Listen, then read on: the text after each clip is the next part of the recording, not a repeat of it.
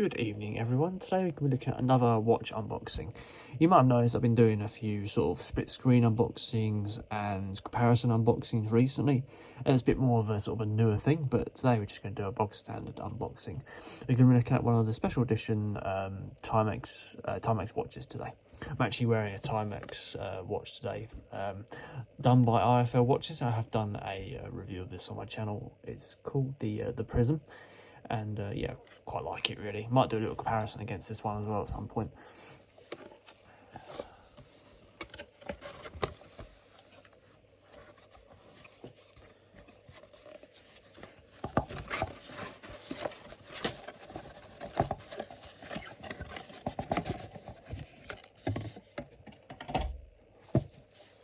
So initial look at the box. It's a very sort of a distinctive cartoon sort of theme to it, obviously with that house on top of the glass, lots of red and green theme going on here. So we're going to be looking at the Timex M7X Peanuts watch today.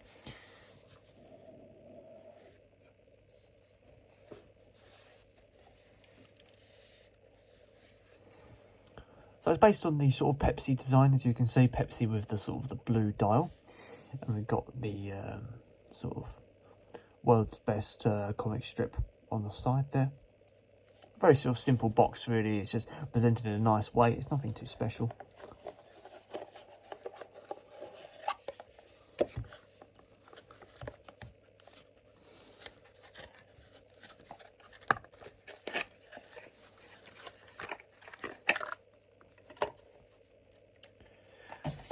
Inside the box you also get a little manual as well. Just a default manual, use information guide. That all to one side.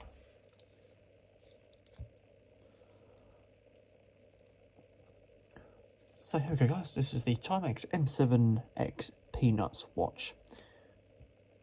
Let's move this bit of plastic.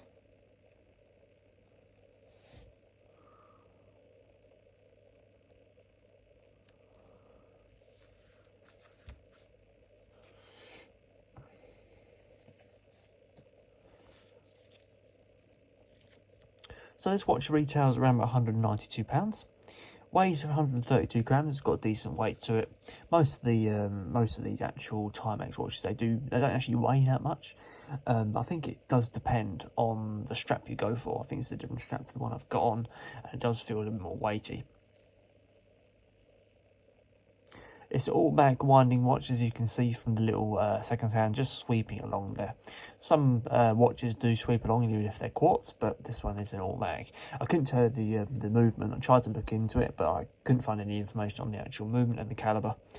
It's got a 40mm case diameter with a 14.5mm case thickness. Across the actual top of the watch, you've got a acrylic glass lens across there. It's all housed inside a stainless steel casing. Polish effect all the way around the outside, as you can see here, and a polish effect on the crown as well. Now you will notice that the dial is a bit more of a sort of a sunray blue style dial, similar to what you might see on a Rolex Air King 114200. The bezel has a that sort of same effect on it. It's got that blue and red theme, again a very industry popular design called the Pepsi. This isn't a GMT watch, it's just a plain old Pepsi bezel design. If I know my Timexes, this will not click as you move it. It will probably just smoothly rotate around. We'll look at that in a second. The hands are fully luminous. They follow the same sort of style as a sort of Rolex style watch. And you've got a nice little day date as well down the side around the 3 PM. Let's have a look at the inside of the actual face. Just got a little tiny bit of stainless steel going all around inside there. A bit of a mirror effect coming against the increment dashes around the face of the watch there. The watch gives off a nice vibe. I feel like a Pepsi should be blue, red, black, but I feel like this watch works quite nicely. And one other thing is you've got that little Peanuts character on the 6 PM as well. So the actual increments are, and the hands themselves are luminous, but they don't use anything like super luminova or anything like that on the hands or the increments. It's just plain old luminous paint that they use on the on those there. Oh, I was wrong.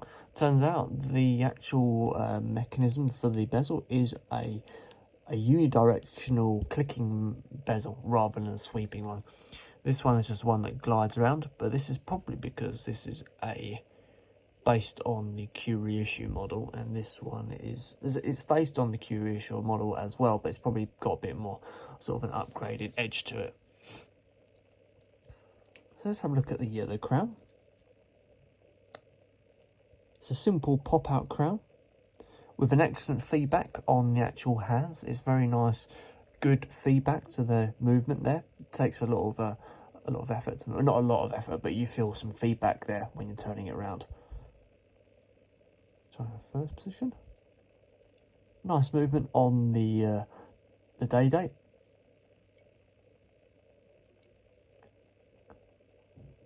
Has a bit of a cheap sound when you turn that around, which is a bit odd.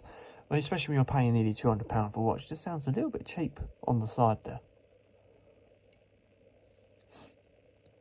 But the crown, other than that, the crown does seem to be well put together. The strength of it feels quite nice.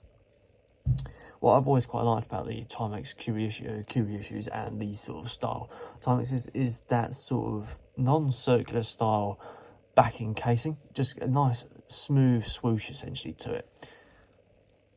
So coming down to the strap, we've got an 18mm stainless steel strap with a sort of a polished finish on the centre pieces here and a brush finish on the outer side pieces. It comes all the way down to a double fold over clasp, revealing a sort of a very bog standard stainless steel double fold over mechanism. Really nothing too special to say about it. Going around the back of the strap, you will notice that there is a quick release option on the straps, so you can quickly chop and change your straps if you want to add something different on the end there, so you haven't got to fiddle around with tools to try and remove this. Looking at the case back, you've got an exhibition style case back where you can see that movement in the back there, and a few more markings on the actual backing of the watch itself, as you can see here. All stainless steel housing inside there.